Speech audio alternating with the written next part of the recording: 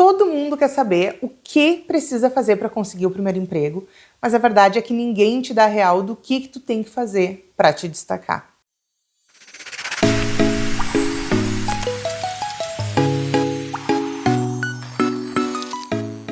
Nesse vídeo a gente vai falar exatamente sobre isso, porque foi uma das perguntas que mais me fizeram no outro vídeo, onde a gente fala, a primeira parte desse aqui, onde a gente fala sobre o primeiro emprego como assistente social. E me fizeram muito essa pergunta.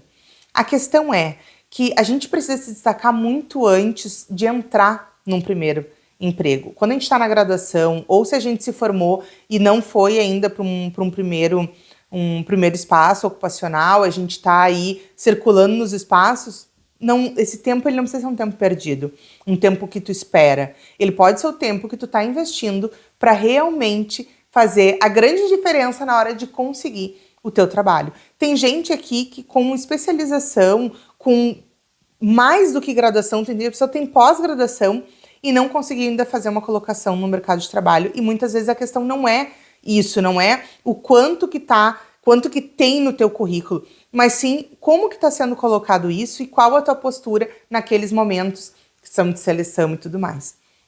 Então aqui eu quero trazer algumas perspectivas para vocês pensarem e ver se é possível vocês implementar aí. Eu acredito que vai ajudar bastante nisso. Bom, a primeira coisa é realmente tu estar atualizada, estar participando de discussões, então vai em palestras, em colóquios, seminários, sabe? Participa, é importante, tu vai te manter atualizada. Outra coisa é, enquanto que tu não tem um trabalho remunerado, tenta te inserir em atividades e ações, mesmo que sejam não remuneradas, óbvio, dentro da tua disponibilidade, que tu não vai ficar trabalhando de graça, né, amiga? Por favor. Mas dentro da tua possibilidade, porque isso também vai te dando experiência e bagagem para quando tu for lá colocar o teu currículo ter este a mais. Que são coisas importantes. Por exemplo, uma pessoa me perguntou no canal, disse que ela tinha feito um estágio e depois um trabalho de conclusão, que tinha ganhado, enfim, 1000 elogios, que tinha sido muito bom, muito fora da curva, e ela queria saber se isso ia contar, se isso ia valer e como que ela podia fazer isso valer. Isso também vai muito de como a gente coloca essas experiências. Não adianta a gente ter tirado notas super boas, seja no estágio, ou nos relatórios, ou no próprio TCC, e a gente não conseguir traduzir isso em habilidades desenvolvidas. Porque o recrutador que está lá olhando o teu currículo, ele quer saber o que tu sabe fazer, e não o que tu sabe de conhecimento, de teoria. Ele quer saber o que tu sabe fazer. Porque é isso, quando a gente vai para a prática é como pegar tudo que eu sei e transformar isso num fazer competente, ético, adequado no sentido do espaço que tu vai estar. Como que tu pega tudo isso e transforma nessa habilidade de atender com excelência, naquilo que tu está sendo convocada a fazer ali. Então essa é a grande questão. Então para isso a gente precisa conseguir dizer as nossas habilidades. E para tu dizer as tuas habilidades, tu precisa reconhecer. E essa é uma das coisas que eu mais vejo dificuldade, tanto nas mentoradas quanto nas alunas dos cursos. Muita dificuldade de encontrar suas habilidades. Inclusive tem um curso em que eu falo justamente da questão de rotina e tudo mais, e ele faz toda uma abordagem para tu te reconectar com a tua essência. Porque justamente tu só consegue te posicionar e te colocar nesses espaços quando tu entende quem tu é. E quando tu entende quais são as tuas forças, o que tu sabe fazer bem feito. E muitas vezes a gente tem dificuldade de dizer isso. Não só dificuldade de dizer no papel, de botar no currículo, mas dificuldade para nós mesmos percebermos. Então, se tu tem essa dificuldade, tu não vai conseguir colocar ali. E com isso tu não vai conseguir expressar. E as pessoas que estão contratando e que precisam da tua habilidade, não vão saber que tu tem. E que tu é a pessoa perfeita para aquele cargo. Então, se tu quer ser a candidata que todo gestor quer, tu precisa entender quais são as tuas habilidades, as tuas forças, no que tu é boa e como que isso impacta diretamente na vaga que tu vai concorrer. O currículo não pode ser um papel que tu preenche uma vez e manda para todo lugar igual. Ele é direcionado para aquele lugar que tu vai fazer a seleção. Tu tem que fazer com que a pessoa que vai ler entenda que tudo que tá ali é a expressão da melhor pessoa para fazer aquele trabalho, que é tu. Então é isso que a gente quer, tá? Precisa ter registro profissional para trabalhar? Com certeza. Muitas vezes a gente pode ingressar, por exemplo, num processo seletivo ou num concurso, por exemplo, fazer prova e tudo mais, fazer toda essa parte inicial sem ter ainda o registro, se a gente recém se formou ou se a gente se formou há mais tempo, mas só foi ingressar com pedido agora. Enfim, tu pode ter aí um tempo entre tu tá te candidatando e depois firmar esse registro. Porém, quando tu for exercer mesmo lá, de fazer o contrato, vai te ser exigido. E digamos que, por uma hipótese que eu espero que seja rara, não te peçam o teu registro profissional. Na hora que tu começar a atuar profissionalmente sem teu registro, isso pode ser considerado exercício ilegal da profissão e tem penalidades previstas no nosso Código de Ética. Então, não fica de bobeira, vai lá, faz teu registro, fica plena com tudo certo. Quanto ganha uma assistente social? Isso varia muito, tá, gente? Tu pode ter vagas de emprego de 2.500 e vagas de emprego de 7.000.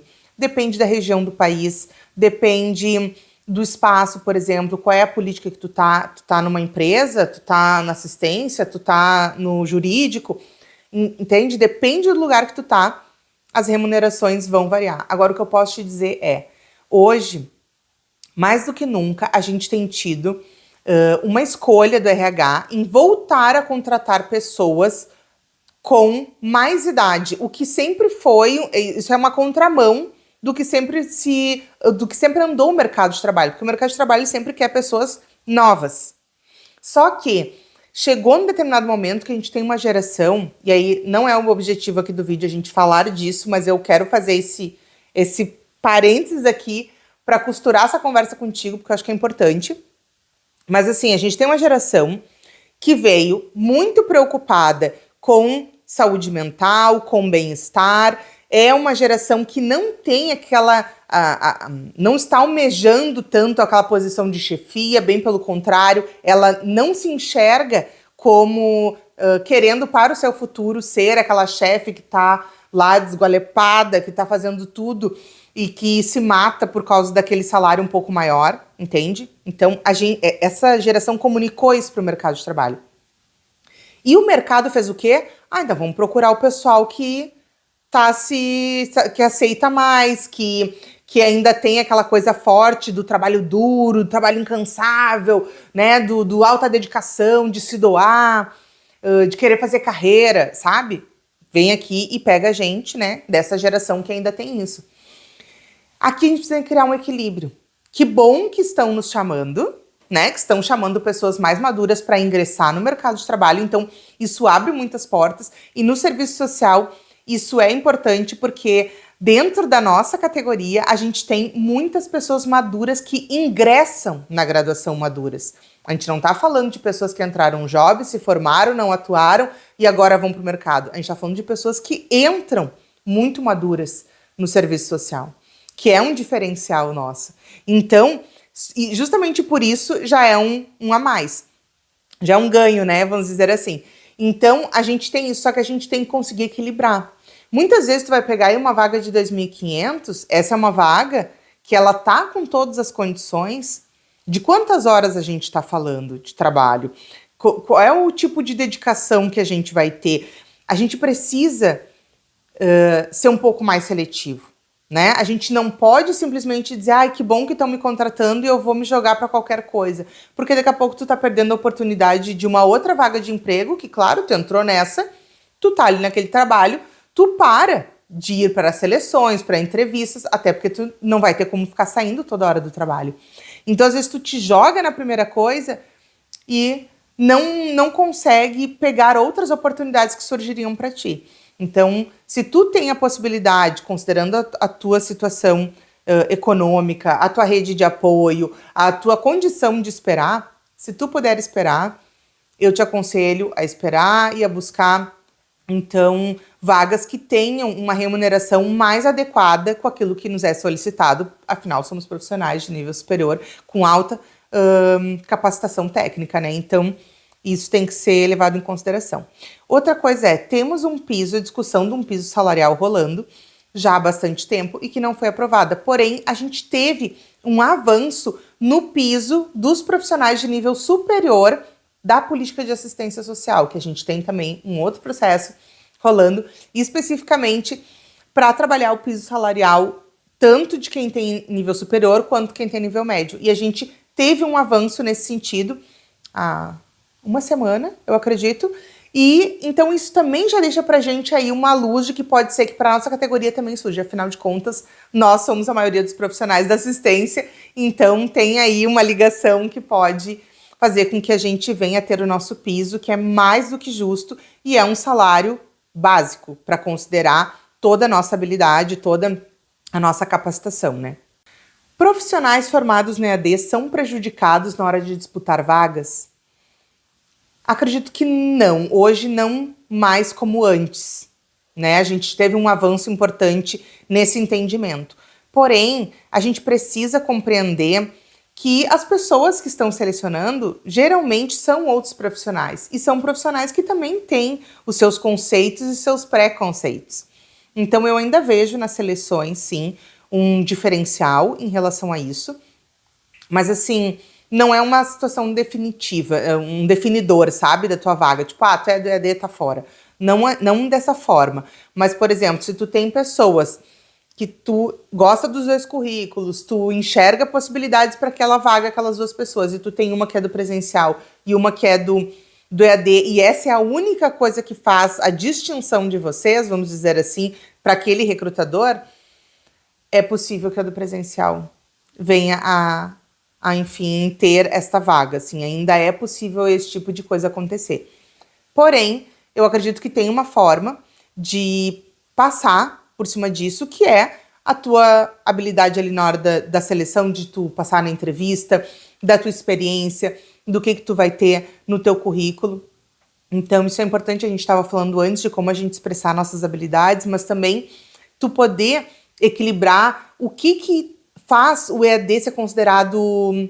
como é que eu vou dizer? Tem umas palavras que a gente não gosta, mas que de vez em quando é as que vêm. Menos qualificado do que o presencial. O que leva as pessoas a pensar isto? É porque no EAD a tua formação é muito mais individualizada, tu tem menos espaços de troca, de discussão, e é nessa troca, nessas discussões, na diferença de encontrar vários profissionais que têm bagagens diferentes, experiências diferentes de trabalho dentro do serviço social, que traz uma riqueza para a gente dessa capacidade da gente aprender todas essas informações e traduzir elas dentro da nossa formação, que é uma formação generalista.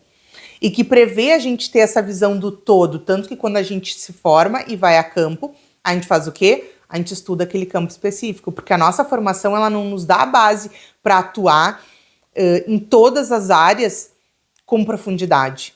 Ela nos dá essa visão generalista que nos dá a condição de entrar em qualquer lugar. Mas para tu te destacar, tu vai ter que estudar sobre aquele lugar.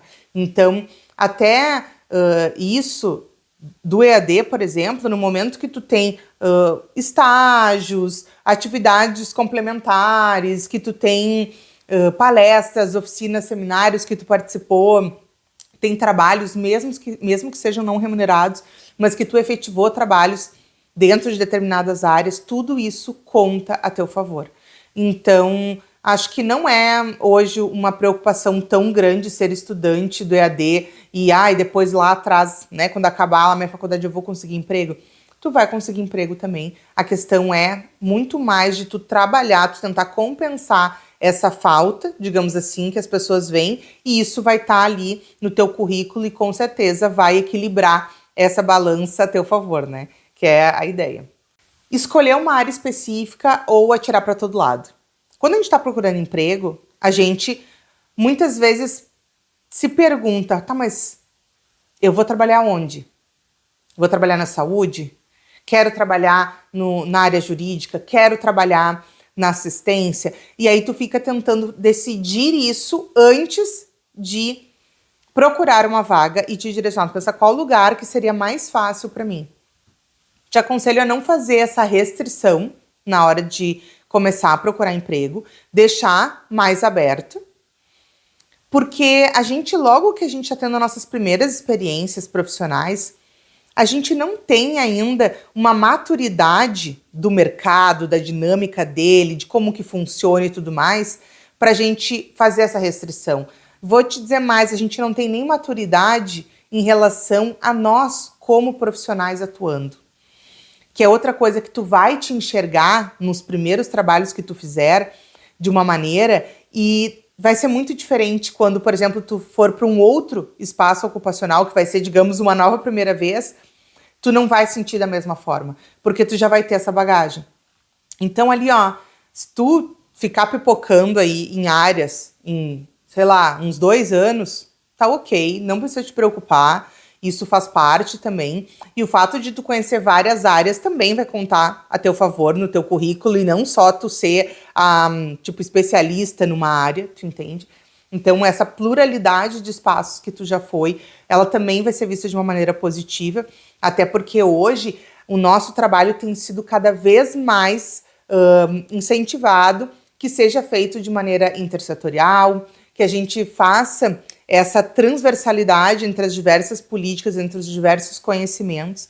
Então, tu ter um currículo plural em termos de experiência de trabalho não vai ser negativo, né? Se isso for uma preocupação para ti, não vai ser negativo, na minha opinião, e vai te trazer essa possibilidade de amadurecer isso melhor e aí sim ver se vale a pena ou não tu investir numa área específica que talvez seja uma área que tu queira aprofundar, inclusive até com estudos. Vou fazer uma pós nessa área porque eu gosto muito disso, tu queira te especializar nessa área. E aí, ok, também, com certeza vai te abrir portas, porque tu vai te aprofundar, tu vai ser mais especialista naquela área e isso também vai te abrir portas. Então, começa tirando para todo lado e depois afunila para algum lugar se fizer sentido para ti.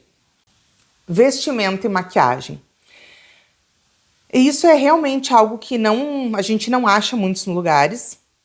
Não é uma discussão tão grande, né, dentro da categoria, mas a gente tem focos em que essa discussão acontece.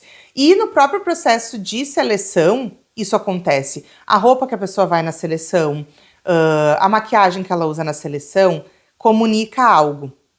E isso é muito importante. Tu tem uma identidade. E a tua identidade, ela não vai ser a definidora de dizer se tu é aceita ou não para uma vaga. Não se trata da tua identidade, mas se trata de tu ter a noção de como manifestar a tua identidade através das tuas roupas, da tua maquiagem e tudo mais, de uma maneira adequada ao ambiente que tu tá. Isso eu acho que é o mais importante. Então, assim, às vezes, a roupa que a gente usa pode interferir no nosso trabalho, principalmente quando faz atendimento direto ao usuário, ou se estiver na saúde, ao paciente.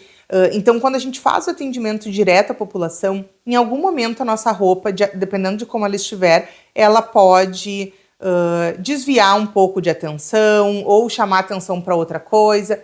Enfim, que não seja muito o nosso objetivo, então tu tem ali que ter uma noção, né? Tem que ter a dona noção para te acompanhar e fazer com que tu use de maneira adequada. O que eu já não vejo tanto em maquiagem, por exemplo, não vejo tanto problema. Mas tem gente que se incomoda por uma outra questão, porque muitas vezes a gente tem dentro, né, hoje do serviço público, organizações não governamentais que têm valores e tem uma história ligada à religiosidade. E isso faz com que o perfil de pessoa que eles queiram para trabalhar seja um perfil X, que tem sim algumas questões ligadas à vestimenta, ligadas ao uso, por exemplo, de brincos, piercing, joias no geral, a questão... Falei da maquiagem, da roupa, da maquiagem, né? Acho que é isso. Que vai falar disso. Por exemplo, entrou comendo chiclete na hora de fazer ali a entrevista, a seleção, que olha mais essas coisas, assim. Então, eu vejo muito mais as seleções que se preocupam com esta parte, vinculadas justamente a querer um perfil de pessoas que está adequado aí na questão da religiosidade dessas instituições do que em outras, assim, que isso não é tão colocado. Por exemplo, no jurídico eu também vejo a questão de ser mais formal, né? Então tem isso também. Mas assim, ó, gente, de maneira geral, não tem nenhum lugar que diga o que tu pode ou não pode usar. Tu tem que ter bom senso. Só que bom senso depende muito de cada um. Então, é isso. Acho que tem que saber a hora de que a tua roupa vai manifestar uma ideia, uma posição e tu vai lutar por ela naquele momento. E outra hora que a tua roupa tem que ser só pra te vestir, entende? E não pra levar uma bandeira. E talvez isso seja a grande questão. Qual é o momento da gente fazer isso? Por isso que eu falo que muitas vezes tem um diferencial na hora do atendimento. Porque a hora do atendimento é a hora daquela pessoa que tá ali, não é a nossa hora. Né? Não é a hora da gente levantar, tanto que eu sempre falo, por exemplo, nos atendimentos, quando a pessoa fala uma coisa preconceituosa, ou quando a pessoa faz uma fala ofensiva de alguma maneira, e que muitas vezes a gente não vai ali pontuar a pessoa, corrigir, ou chamar, ou dizer que ela tá sendo tal coisa, tal coisa. Às vezes não é aquele momento. Tu sabe que tu precisa fazer aquela reflexão com a pessoa, mas talvez não seja aquele momento. E essa noção é a mesma noção que tu tem que aplicar para tua roupa, para o teu sapato. E claro, gente, trabalhar, no nosso trabalho tem algumas vezes que a gente tem que fazer atividades que tu precisa estar o quê? Confortável. Já fazer visita domiciliar de salto 15 e não, entendeu? Tu vai botar uma roupa bem mais confortável, porque daqui a pouco tu vai estar subindo e descendo ladeira, tu vai ter um lugar que tá todo esburacado. Muitas vezes lugar, por exemplo, aqui nessa época onde eu moro, tem bastante chuva. Então vai estar chovendo um monte, tu vai molhar os pés. Então tudo isso tu vai considerar na hora de escolher a melhor roupa e vestimento e tal, né? Como a gente faz para fazer os primeiros atendimentos sem tremer na base? A questão não tá tanto em como fazer o atendimento. A questão tá muito mais em como tu controla as tuas emoções em momentos de ansiedade e tensão. Toda vez que a gente faz uma primeira coisa, dá um friozinho na barriga, dá um medinho. Só que isso tudo é normal, a gente já falou sobre isso. Isso é normal, tá tranquilo, isso faz parte. Abraça em um momento e te joga. Só que tem vezes que a gente fica muito nervosa. E isso é porque a gente tem baixa capacidade de controle sobre as nossas emoções. E tem vezes que mas Kizzy, como é que eu controlo minhas emoções? Não tenho como controlar. Tudo bem, tu não pode até ser que tu não consiga controlar que tu vai sentir medo. Pode ser que tu não consiga controlar que teu coração vai se agitar, que tu vai tremer a mão. Pode ser que tu não consiga controlar isso. A questão é o que tu faz a hora que tu observa que tu tá sentindo dessa maneira. Essa é a hora que tu vai fazer um exercício de respiração. Essa é a hora que tu vai pensar, vai tomar um tempo pra ti ali não tô falando do tempo que tu vai ficar meia hora. Não. É questão assim, ó, de 2, 3 minutos só pra entrar pro teu eixo e conseguir organizar aí tuas emoções. Porque isso é o grande diferencial desses momentos de primeira vez. E não vai ser diferente com o atendimento. Então, tu vai fazer aí o teu primeiro atendimento, tu vai ficar nervosa e tá tudo bem. O que tu vai fazer? Tu vai focar em tentar te controlar, em fazer um exercício de respiração, entender que nada é definitivo, que tu não vai cometer um erro tão grave que vai ser definidor da tua carreira. Então, assim, menos é mais. Tá nervosa, menos é mais. Faz mais perguntas e fala menos, te diz menos o que deve ser feito, porque não é esse o teu objetivo, sabe? Olha para aquela situação. Tu não precisa tomar todas as decisões naquele momento. Tu pode coletar todas as informações, terminar o atendimento, dizer que tu vai entrar em contato para dizer quais são os próximos passos, toma o teu tempo, respira, e aí diz, tá, o que eu faço com isso? Tá, vamos ver. Eu, sozinha comigo mesma, mais tranquila, vou pensar. Isso. Ah, tá bom. Então agora eu vou fazer isso. Não tem problema. Com o tempo, tu não vai mais precisar fazer isso. Porque tu já vai estar mais tranquila na hora de fazer esses atendimentos e eles vão acontecer naturalmente. Mas não tem problema que tu assuma uma outra forma de agir nos primeiros para tu te sentir mais segura. Tá tudo bem. Perguntar não é problema. O problema é tu cometer erros por não querer perguntar. Não quero parecer boba, não quero parecer burra, não quero parecer... Cara, Não tem isso de não querer parecer.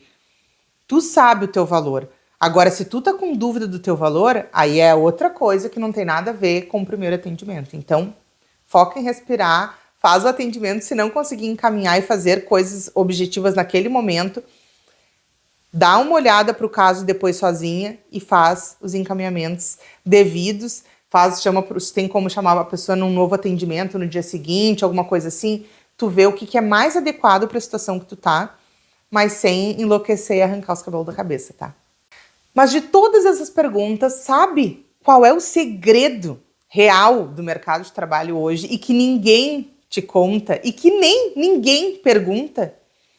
É justamente quem domina a técnica com tecnologia é que está ganhando mais espaço e mais oportunidade de trabalho. Tu precisa aliar a tua capacidade técnica com as tecnologias que existem hoje para potencializar resultados. E isso faz muita diferença. Hoje, o que o mercado quer é mais inovação. E na nossa área, a gente ainda está muito atrás. A maioria dos profissionais ainda está aprendendo como fazer uma pasta compartilhada num Drive, entende? A gente precisa avançar nessa discussão. Então, se tu quer realmente ter um diferencial competitivo por uma vaga de trabalho, tu quer conseguir vagas melhores e mais alinhadas ao que tu deseja, tu precisa justamente dominar tanto a tua capacidade técnica como o uso de tecnologias para potencializar resultados. Me conta aí como está sendo a tua jornada, se tu tem outras dúvidas sobre isso e vamos juntas fazer aí uma carreira maravilhosa e linda para ti. Beijão!